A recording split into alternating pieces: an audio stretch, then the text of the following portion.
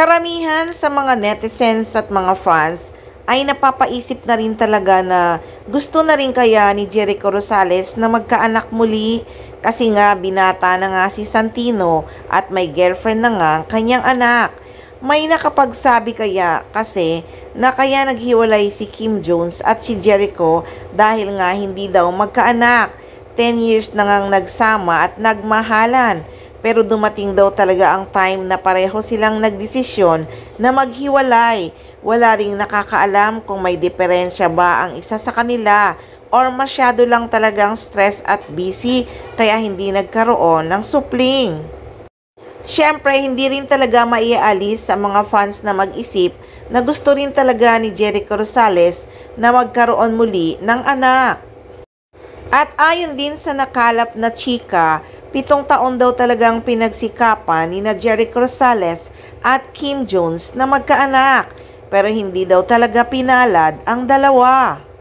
Hindi rin naman talaga sigurado ang nakalap na chika kung yun nga ang dahilan kaya nagdesisyon sina Jericho Rosales at Kim Jones na maghiwalay na. Kaya nabas din talaga ang aktor na kung mahal mo daw ang isang tao, kailangan bang hiwalayan mo dahil sa hindi magkaanak? Hay nako, pareho nilang desisyon ang maghiwalay, walang iniwan, kundi ginusto nilang dalawa yon. Wala nang pakialam ang madla. Irespeto na lang natin kung ano man ang naging dahilan at nagdesisyon nga na maghiwalay sina Kim Jones at Jericho Rosales.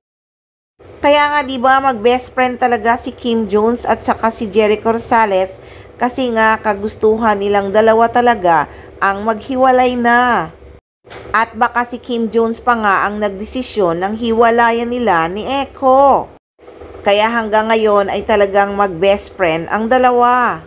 So ngayon, napapaisip na rin ang mga netizens at mga fans na dapat magpakasal na daw talaga ang Echo Nin.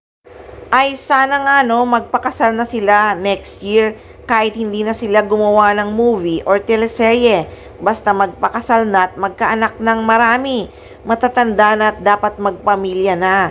Sayang ang lahi, maganda at gwapo at mababait na tao.